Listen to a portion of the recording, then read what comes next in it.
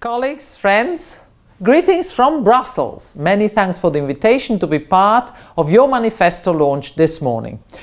Your Manifesto is much needed because Europe is facing immense mental health challenges. Even before COVID and the pandemic, mental health problems affected about 1 in 6 EU citizens at an estimated cost of over 600 billion euros. That is more than 4% of GDP.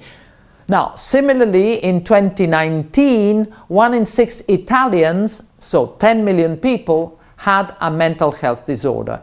Now, anxiety disorders affected around 6% of the population, followed by depressive disorders at 5% and alcohol and drug use disorders at 2%. A shower of numbers. In 2015, the total annual cost with mental health issues was 3.3% of GDP. 1/3 of those costs were resulting from reduced participation in the labor market. The pandemic has merely made things worse. Vulnerable groups, including children and young people, have been hit especially hard, and the number of young people reporting symptoms of depression more than doubled during the pandemic, with too many young people missing out on mental health support. Clearly, we can't go on like this. Your Manifesto is exactly the kind of statement of intent that we need. It focuses on a wide range of issues. It includes prevention, social integration, breaking stigma, helping young people, all things that are needed. As such, it is also very much in line with the EU's first ever comprehensive approach to mental health. Now, our new approach goes beyond public health, taking in key policy areas as diverse as education, employment, digitalization, research, culture, urban planning, environment and climate, all the steps possible.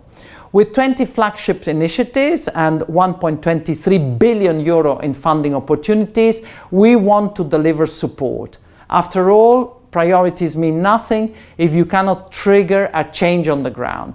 We now have a clear pathway for mental health to help us invest resources as efficiently as we can, and in this the Commission will support you and work with you closely with all Member States, with all stakeholders. So I'm pleased to see La Regione Lombardia taking part in the joint action on implementation of best practices, where the Commission supports the rollout of best practices on suicide prevention and mental health systems. Now, continued support and input from everybody I say, will enable us to change people's lives for the better. Now, dearest colleagues and dearest friends, we want everyone struggling with their mental health to know that we are here to help. That message comes through loud and clear in your Manifesto, and I applaud it for it. So, keep the good work going. Mille grazie e buon convegno.